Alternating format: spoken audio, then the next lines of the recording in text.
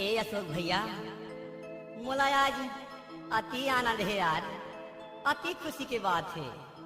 काबर बतावा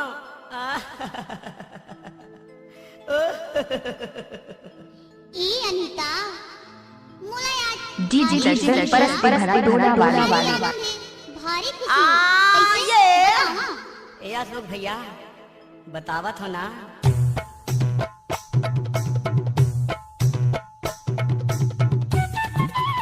आप सभी का दिल से स्वागत करता है दशरथ भाई।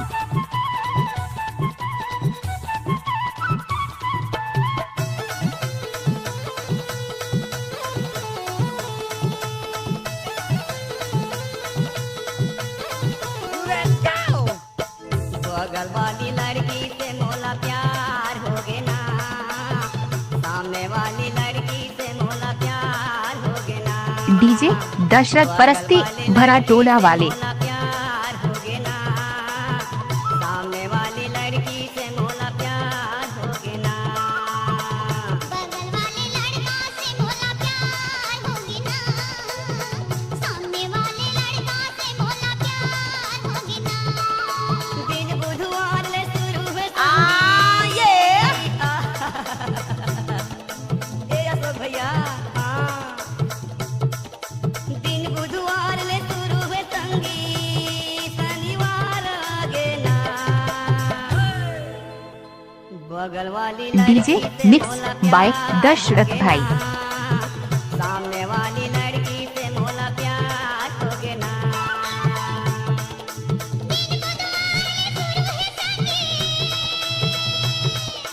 ए अनीता दिन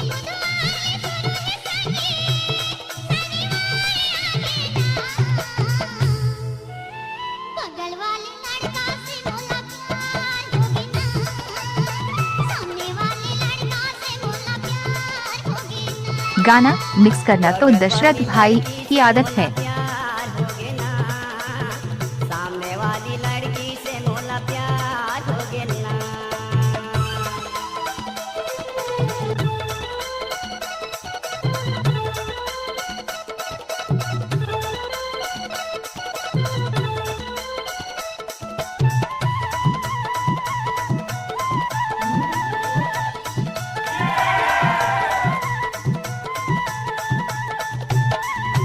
पीतम परवार नाम है वो कर गवाते रहते गाना, पीतम परवार नाम है वो कर गवाते रहते गाना। चुपके से वो कर पास में जाता पैरी हवा जमाना, चुपके से वो कर पास में जाता पैरी हवा जमाना। गर्मी के दिन शुरू है संगीत, आप सभी का दिल से स्वागत करता है दशरथ भाई।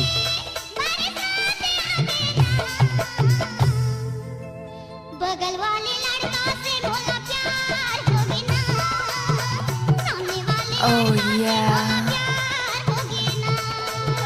बगल वाली लड़की से मोला प्यार हो गया ना, सामने वाली लड़की से मोला प्यार हो गया ना।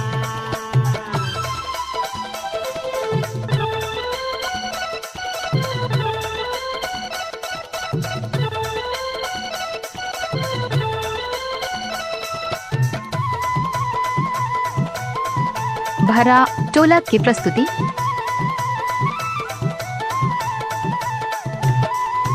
उसको लाता वो कर नाम है संगीत, दिखते गजब के सुंदर।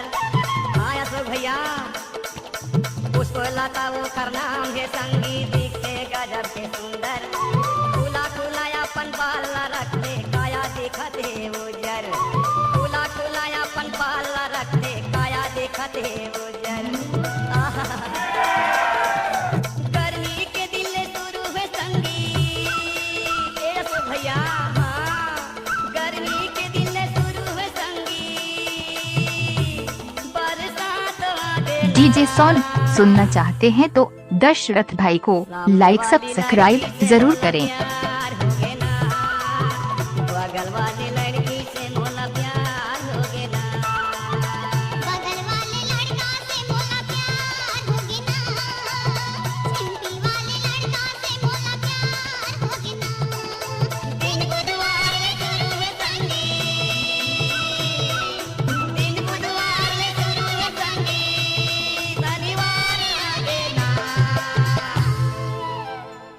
बगल वाली लड़की से मोला प्यार हो गया ना, सामने वाली लड़की डीजे जश्न परस परस डोला वाली